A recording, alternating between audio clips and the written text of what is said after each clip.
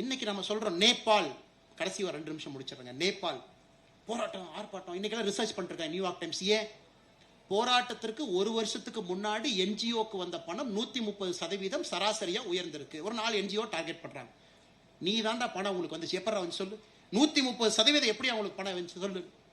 பங்களாதேஷ் போராட்டத்திற்கு முன்பு என்ஜிஓக்கு பணம். நம்மாலு 2018 என்ஜிஓ கதையை முடிச்சுட்டு அடுத்து போயிட்டார். அவரை எப்ப திங்கிங் பாருங்க, ஐயோ நீ என்ஜிஓ மூலமா தான் நீ வருவ. எத்தனை காலம் இந்த டகால்ட்டிய டெவலப்பிங் நேஷன், குளோபல் சவுத் நேஷன்ல என்ஜிஓ வச்சா நீங்க டகால்ட்டி பண்ணிட்டு இருக்கீங்க. 2018 ஃபெரால கிளியர் பண்ணிட்டு போயிட்டாச்சு. இப்ப இனி 1 ரூபா கொண்டு வந்தாலும் ஸ்டேட் பேங்க் ஆஃப் இந்தியாவில் அக்கௌண்ட் ஆரம்பிக்கணும். அது கனாட் பிளேஸ்ல தான் ஆரம்பிக்கணும். அதனால எதிர்கட்சி நண்பர்கள் யாராவது நேபாள், பங்களாதேஷ்ல இந்தியாவில் நடக்கும்னு நினைச்சு பார்த்தீங்கன்னா எல்லாம் 5 வருஷத்துக்கு முன்னாடி யோசிச்சு 10 வருஷத்துல செயல்படுத்தி பிரதமராக அதை செஞ்சுட்டு இருக்காரு. இப்ப யோசிக்கிறீங்க ராஜா, அவர் 10 வருஷம் முன்னாடி யோசிச்சுட்டார். எதிர்கட்சி நண்பர் உங்களுக்கு இல்லைங்க, எதிர்கட்சி நண்பர்கள். எனக்கு இந்தியாவில் ஒரு என்ஜிஓ $1 பெற வேண்டும் என்றால் ஸ்டேட் பேங்க் ஆஃப் இந்தியா வங்கியா இருக்கணும், கனாட் பிளேஸ்ல அது இருக்கணும், ஒரே ஒரு வங்கியா இருக்கணும். அதுக்குள்ள மட்டும்தான் $1 வரும்.